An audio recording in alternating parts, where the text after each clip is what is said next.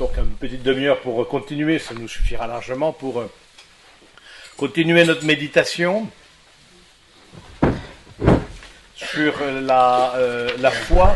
Je vous propose de reprendre donc le numéro La persévérance dans la foi.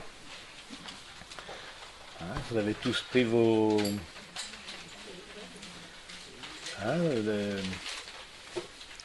votre texte, reprenez-le si vous ne l'avez pas. Il y en a d'autres ici, s'il y en a que je crois qui sont arrivés. Il y en a si vous voulez en distribuer d'autres, il y en a là. Donc voilà, si la maison ne recule devant aucun sacrifice, donc prenez-en, faites-en passer. Je crois qu'il y a des dames qui sont arrivées dans l'après-midi aussi. Donc la persévérance dans la foi. La foi est un don gratuit que Dieu fait à l'homme. Ce don inestimable, nous pouvons le perdre. Saint Paul en avertit Timothée. Combat le bon combat, possédant la foi et bonne conscience. Pour s'en être affranchi, certains ont fait naufrage dans la foi. Pour vivre, croître et persévérer jusqu'à la fin dans la foi, nous devons la nourrir par la parole de Dieu. Nous devons implorer le Seigneur de l'augmenter. Elle doit agir par la charité, être portée par l'espérance et être enracinée dans la foi de l'Église. Ça apporte un aspect qui est important, je trouve, de la caractéristique de la foi, c'est le fait que cette foi-là, elle dure.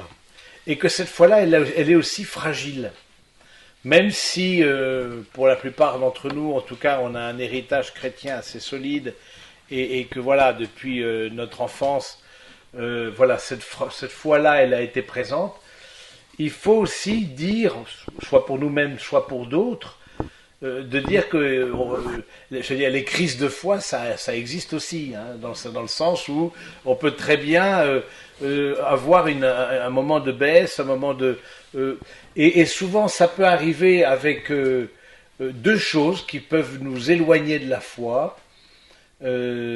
Soit un bonheur, j'allais dire, excessif, hein, il y a une bénédiction dans le mariage, comme ça, à un moment donné, que le bonheur ne vous éloigne pas de Dieu. C'est à un moment donné, je crois que c'est dans la bénédiction nuptiale, ça.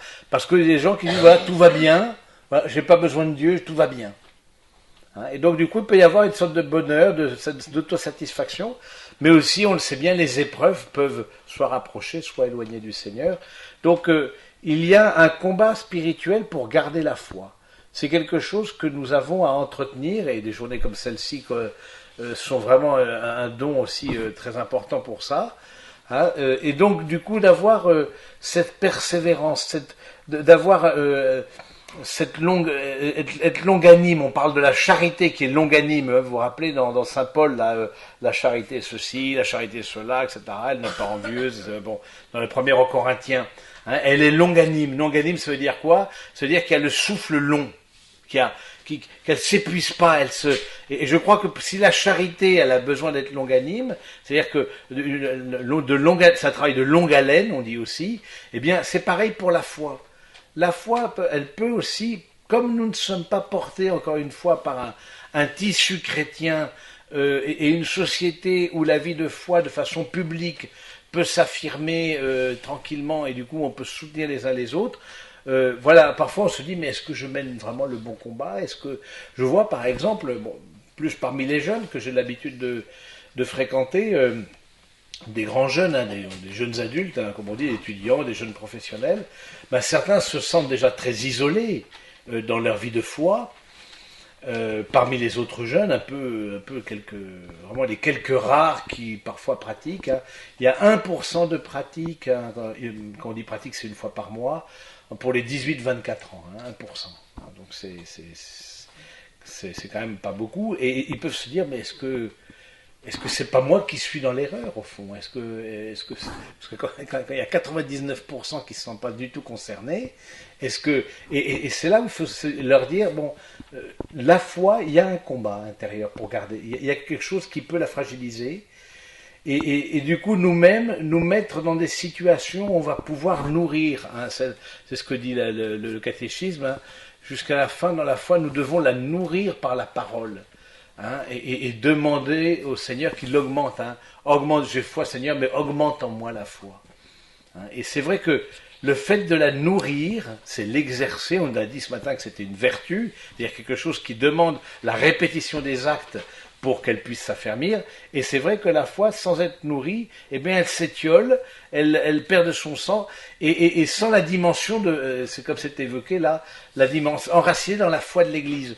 Une chose qui, ça m'avait beaucoup marqué justement Benoît XVI au JMJ à Cologne, son enseignement avait porté sur la question de la foi, et il a dit, on voit aujourd'hui qu'il y a une forme de tentative de bricoler sa propre foi.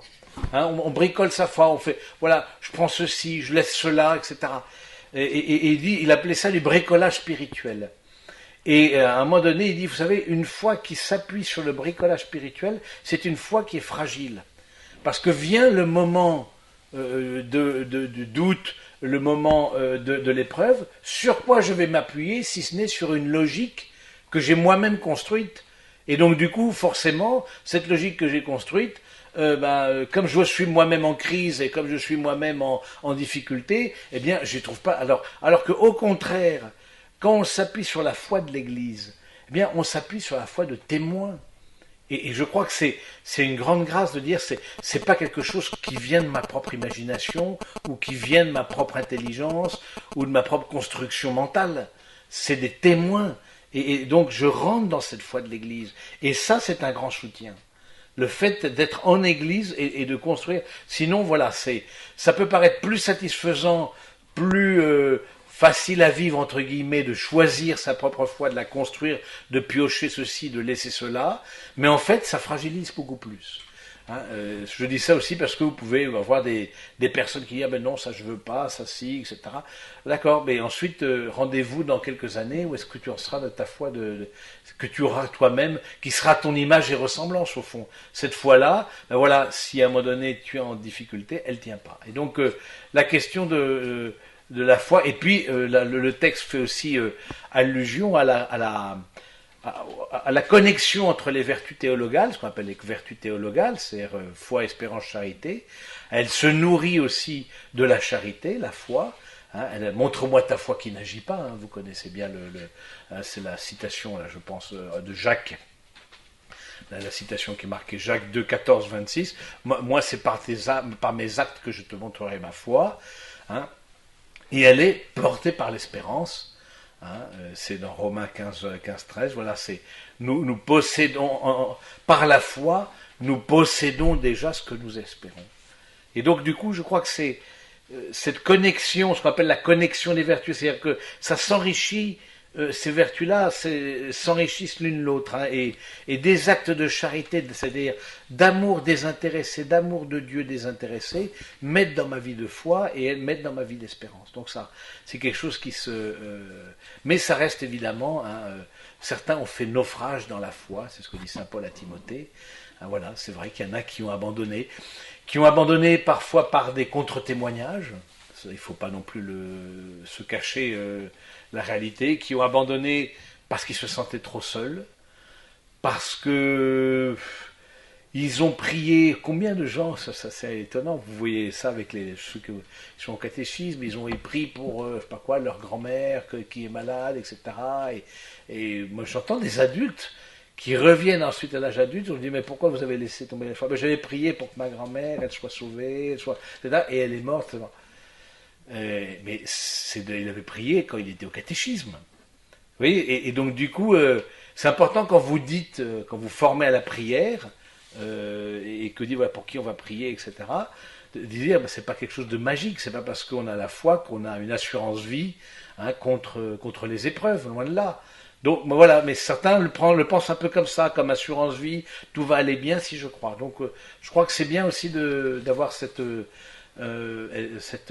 éclairage, en tout cas, de dire ben voilà, c'est le fruit d'un combat, et d'un combat jusqu'à la fin, comme on appelle la persévérance finale.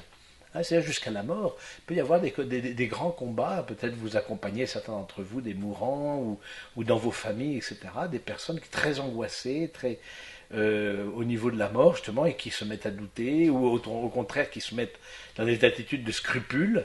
Ben voilà, il y a aussi le combat de la foi se vit aussi jusqu'à la fin, et d'où l'importance justement la Vierge Marie a eu à livrer un combat de la foi.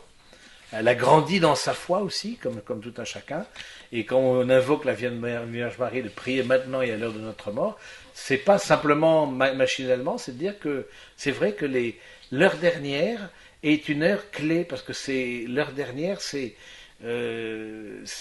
vraiment, il peut y avoir des moments de doute, on peut être attaqué plus particulièrement, hein, d'où l'importance d'être accompagné à ce moment-là. Et puis pour un autre point qui est intéressant, donc la foi, commencement de la vie éternelle. La foi nous fait goûter comme à l'avance la joie et la lumière de la vision béatifique, but de notre chemin ici-bas. Nous verrons alors Dieu face à face, tel qu'il est. La foi est donc déjà le commencement de la vie éternelle. Ça, je crois que ça c'est vraiment important, ça, de se dire que l'éternité, elle ne commence pas avec notre passage par la mort. L'éternité, déjà, on perçoit quelque chose déjà dès maintenant. Et je trouve ça ça donne, comment dire, une dimension à notre vie, ça donne une force à notre vie, une profondeur, comme une forme de gravité, on peut dire, à notre vie. Les actes que je pose maintenant retentissent dans l'éternité. Ces actes-là, je crois que voilà, et de ce fait-là, le fait des actes de foi, c'est déjà posséder ce qu'on espère. Donc c'est par la foi, c'est ça, je possède ce qu'on espère. Donc et on voit bien les saints, par exemple, beaucoup de saints. On dit, ben voilà, il y a particulièrement des mystiques, c'est-à-dire des personnes qui avaient des grâces de vision de l'au-delà, comme notre père fondateur, le père Lamy. Eh bien, il disait, il y a l'épaisseur d'un papier à cigarette entre le monde visible et le monde invisible. Hein, et pour eux, déjà, dans la foi, je peux toucher quelque chose de ce que je veux vivre. Et alors, pas de façon mystique, sauf cas particulier, mais dans la foi. Et je crois que Marie, est-ce que Marie a eu, j'allais dire, des apparitions, elle a eu une vie de foi habituelle, de son ange, par exemple. Elle a eu l'apparition de l'ange Gabriel, bien sûr, mais ensuite, dans toute une vie, vivre uniquement par une rencontre qui illumine toute une vie, il faut quand même le faire. Hein, c'est une jeune fille, on pense qu'elle avait 15-16 ans à ce moment-là, de l'Annonciation. Et puis il y a plus, en plus, après, ça a été la vie habituelle du chrétien. Hein, et je trouve que de ce fait-là, elle nous donne aussi l'exemple d'une persévérance dans la foi, en particulier face à la croix, face à l'absurde de la souffrance de Jésus. Et puis, ça continue en disant, tandis que dès maintenant, nous contemplons les bénédictions de la foi comme un reflet dans un miroir, c'est comme si nous possédions déjà les choses merveilleuses dont notre foi nous assure qu'un jour nous en jouirons. Maintenant, cependant, nous cheminons dans la foi et non dans la clairvision, la 2e Corinthiens, et nous connaissons Dieu comme dans un miroir d'une manière confuse, imparfaite. Lumineuse par celui en qui elle croit, la foi est vécue souvent dans l'obscurité. La foi peut être mise à l'épreuve. Oui, parce que si on nous donne de cheminer dans la foi, et si on nous donne de découvrir au fond que on a déjà les réalités célestes, on a déjà cette certitude ne serait-ce que dans l'Eucharistie, par exemple, qui est le mystère de la foi par excellence. Dans l'Eucharistie que vous allez célébrer là tout à l'heure, voilà, on possède déjà ce que nous attendons, mais on le possède dans la foi. Donc ça nous donne déjà un accès, on parle souvent des saints comme ceux qui voient l'invisible, déjà. Donc je crois que c'est bien de nous-mêmes de dire, voilà, cette vie éternelle à laquelle on aspire tous, à laquelle nous sommes appelés. Nous ne croyons pas que ça se termine avec cette vie terrestre, tout simplement. La foi nous donne d'ouvrir une porte, c'est ça, hein, c'est le pape Benoît XVI le document qu'il a fait pour commencer cette année de la foi, l'appelait Porta Fidei, la porte de la foi. Et pour ceux et celles qui vont en messe en semaine, on a lu ce passage-là mardi. Mardi, on a dit, les païens, il faut donner aux païens de pouvoir ouvrir la porte de la foi. Et le document, ça vient de cette partie-là, Porta Fidei, la porte de la foi. C'est-à-dire qu'on pousse la porte pour entrer dans le monde de Dieu. Un peu comme, alors je sais pas, on va voir votre culture cinématographique. Vous avez été voir le monde de Narnia. Mais qu'est-ce que vous faites? Sortez de votre monastère le dimanche, là. Sortez de quelque chose. Le monde de Narnia. Le monde de Narnia, ben, je vous conseille absolument bon, est-ce que vous avez été voir Le Seigneur des Anneaux? Oui. Bon, mais ça c'est un peu plus long. Bon. Ben, le monde de Narnia, figurez-vous, alors ce n'est pas dans le catéchisme en direct, mais c'est un monde, c'est tout à fait sympathique parce que, en fait, c'était fait dans un but catéchétique. C'est un peu sous le mode imaginaire, sous le mode un peu mythologique, mais avec des réalités. Voilà, on parle pas de Jésus, on parle etc. Mais et entre autres, c'est assez intéressant, c'est que c'est des enfants qui rentrent en fait, sont dans une maison, mais ils jouent à cache-cache. Et à un moment donné, ils se retrouvent dans une armoire, et dans cette armoire, ils poussent le fond de l'armoire et ils se retrouvent dans un autre monde.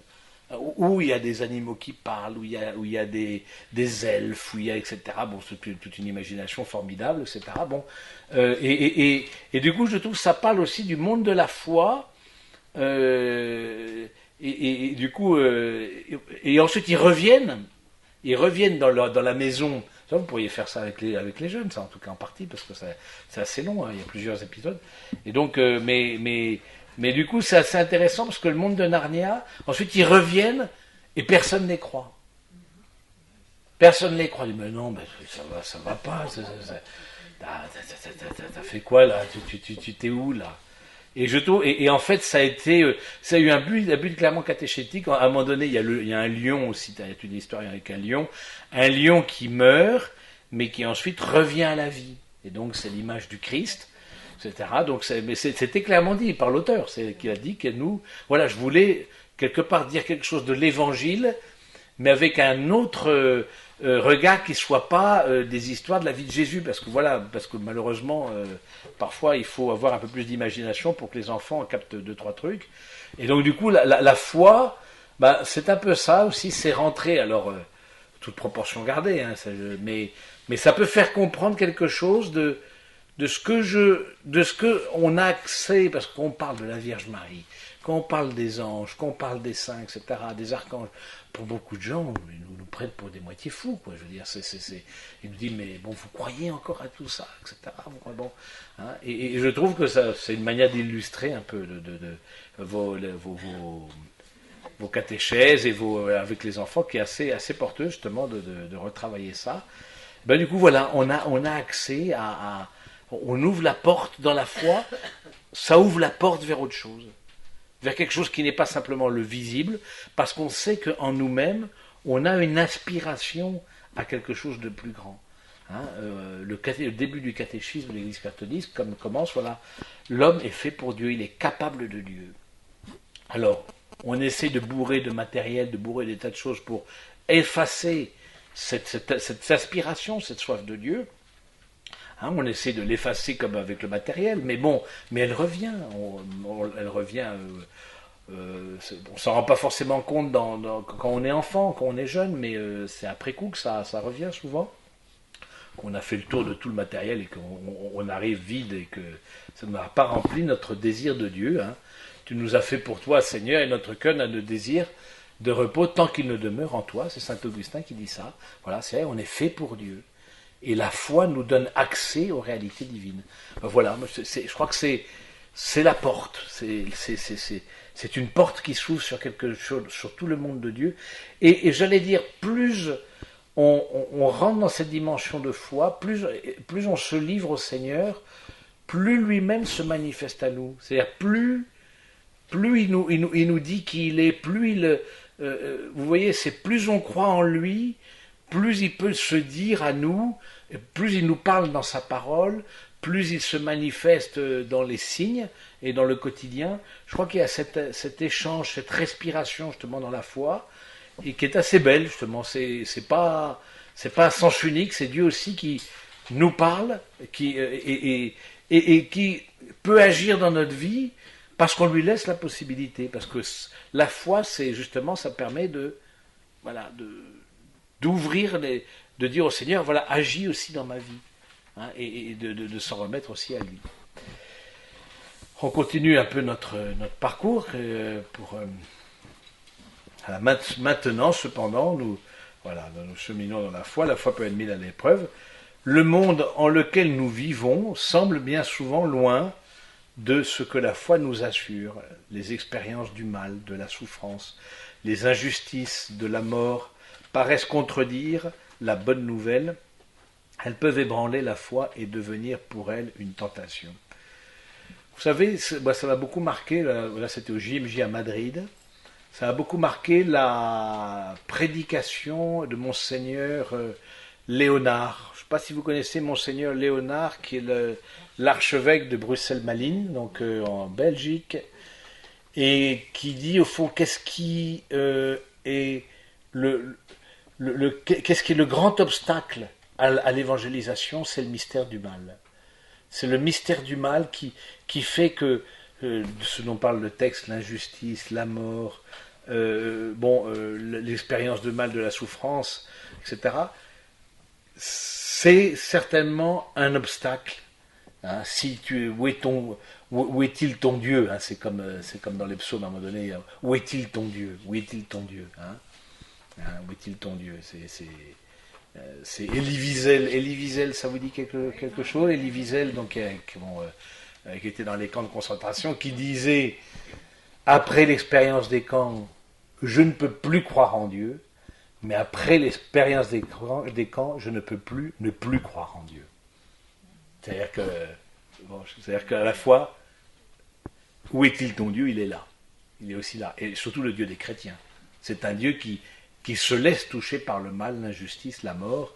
Et c'est vrai que c'est ce Dieu-là qui, quelque part, rend, sans parfois des choses inacceptables, etc., mais la foi nous fait découvrir que dans l'absurde, quelque chose du mystère. Vous voyez, je pense que ça nous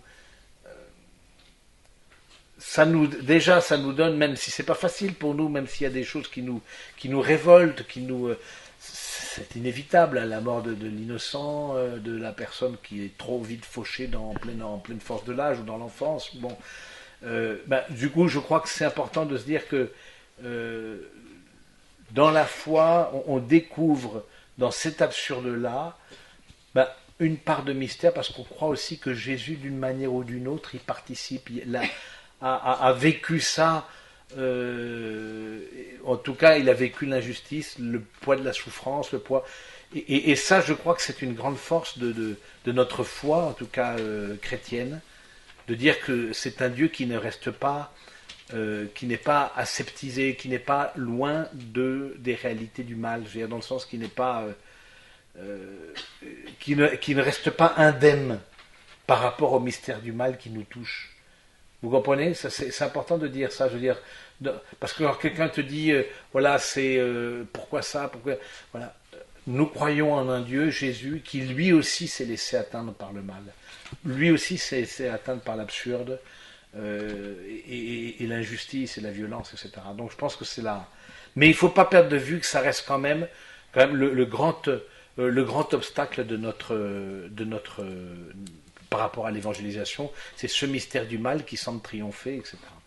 Et un dernier point qu'on avait déjà lu ce matin, donc je ne vais pas m'étendre, hein, c'est alors que nous devons nous tourner vers les témoins de la foi, Abraham qui crut, espérant contre toute espérance, la Vierge Marie qui dans le pèlerinage de la foi est allée jusque dans la nuit de la foi, en communion à la souffrance de son Fils et à la nuit de son tombeau, et tant d'autres témoins de la foi. C'est vrai que ça nous a...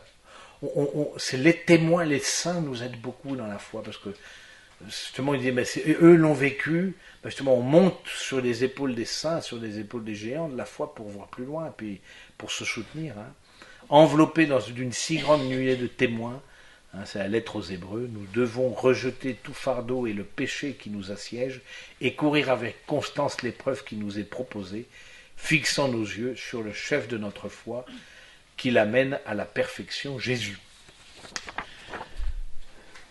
Voilà. 45. Non, c'est pas dans le texte. Donc, voilà, mes amis, donc n'hésitez pas à le retravailler, j'espère avoir été à peu près audible en tout cas, parce que c'est pas toujours facile le catéchisme à décoder. Maintenant, vous avez, alors je ne sais pas s'il y a il n'y a pas de temps de questions, non, c'est un temps pour l'une ou l'autre question, peut-être rapide, parce que vous devez avoir la messe, il faut vous y rendre aussi. Étant à la maison de retraite, et n'ayant pas grand-chose à faire le matin, et je me réveille très tôt, je regarde KTO. Oui, ça c'est une bonne chaîne, c'est bon, KTO, vous pouvez regarder KTO, oui. Je regarde toutes les discussions qu'il y a, tous les témoignages, oui. aussi bien d'acteurs qu'on connaît et de choses, mais qui ont une foi oui. en eux oui. incroyable, Oui, et qui essaient justement de la transmettre, faire rayonner. Et je crois que tous les matins, quand on lit une parole de l'Évangile, je lis la messe, j'y vais quand je peux, quand on peut me conduire, mais quand on lit l'Évangile, ça apporte énormément, énormément. Voilà, ça. On sent que par sa parole, Jésus est là. Jésus est près de vous et on l'a en il nous soutient. soi. Merci pour ce témoignage. C'est Dieu qui est notre créateur. Voilà. D'accord. Et la Sainte Trinité demandait Jésus, Dieu c'est la gloire, et Jésus nous montre le chemin par les paroles que Dieu lui a fait dire, et la Sainte Vierge, pour moi, j'essaie de suivre son exemple. Oui. Merci. D'autres des questions? Vous avez des questions peut-être Oui. C'est par rapport à ce matin que je me sens un peu réfléchir, la foi et l'intelligence. Enfin, personnellement, je trouve que ça n'a aucun rapport.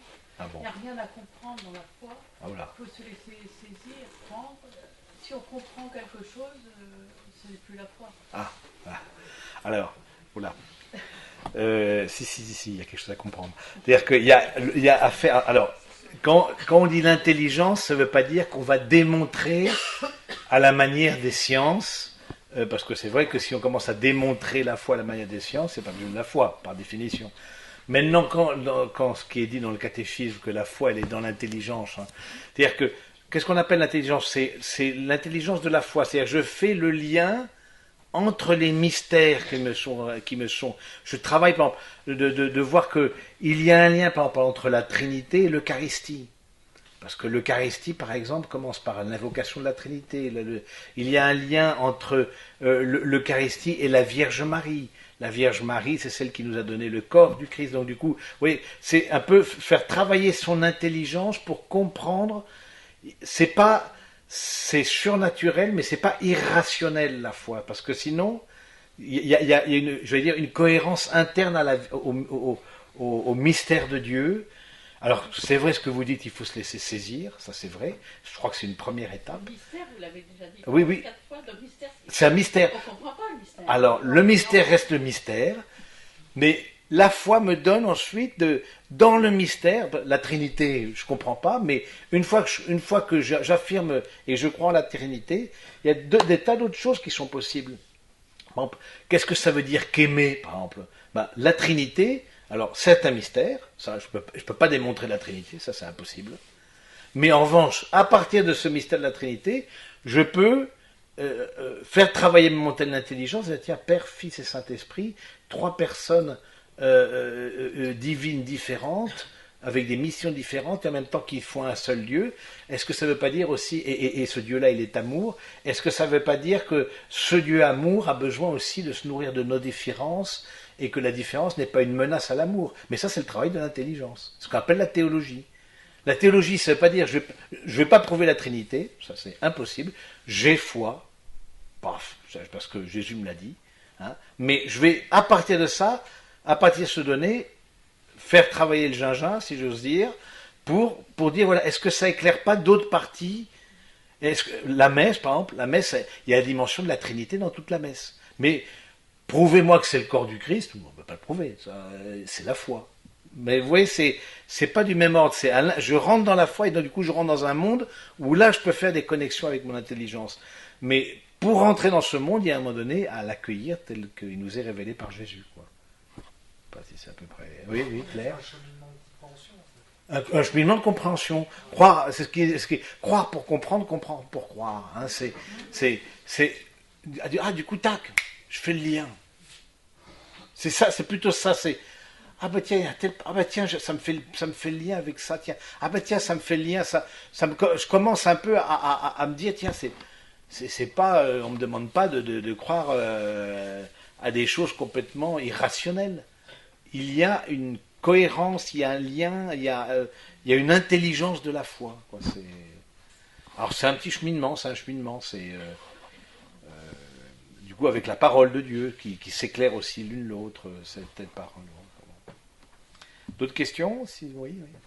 Pour compléter ce que vous venez de dire, Oui. est-ce que je peux expliquer la Trinité par l'essence de l'esprit dans le fait où il y aurait comme l'eau, le glaçon, l'eau liquide et le gazeux? Oui, alors là vous donnez une image. Oui, c'est pour mais oui, c'est pour un peu expliquer. Mais ça reste qu'une image, si vous voulez. Bien sûr. Alors bon, maintenant ça ne me donnera pas la foi en la Trinité. Ah non. Enfin, le glaçon, le gazeux et le liquide, bon, alors je sais pas qui est le liquide là-dedans, mais si vous voulez, maintenant on se sert des images qu'on peut, et puis, mais... C'est la même essence de foi. Oui, d'accord, oui, d'accord, mais ça me donnera pas la foi, on se sert d'images. Mais là, ce dont on parle, l'intelligence de la foi, c'est, je pars du donné révélé et je travaille dessus. C'est-à-dire, j'essaye d'approfondir.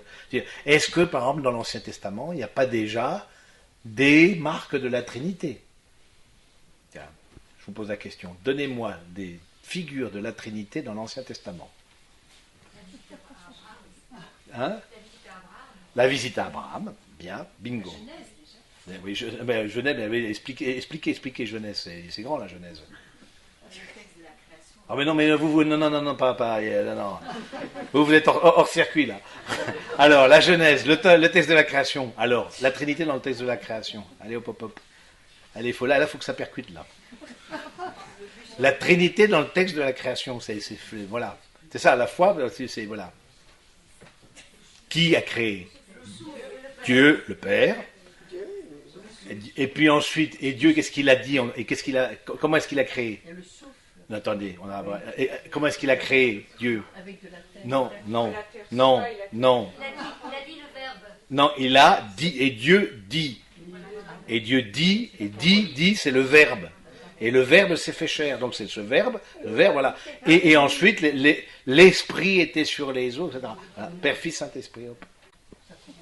Voilà, du coup, vous dites, déjà dans la création, ça, on a fait de la théologie rapide, mais oui, d'accord, déjà dans la création. Et pourquoi est-il dit créons? Pourquoi est-ce qu'il dit pas je crée et c'est créons l'homme à notre image? Pourquoi il dit notre image?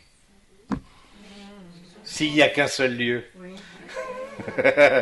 Voilà, donc, vous voyez, c'est un peu de... Si on rentre là-dedans, du coup, vous trouvez la Trinité à chaque page. Peut-être pas à chaque page, mais bon, vous la trouvez souvent. Maintenant, on peut faire la même chose avec la Vierge Marie, on peut faire déjà avec Jésus. Bon, voilà, on fait travailler son intelligence, et on se dit, voilà, comment est-ce qu'on peut, déjà, dans l'Ancien Testament, découvrir voilà.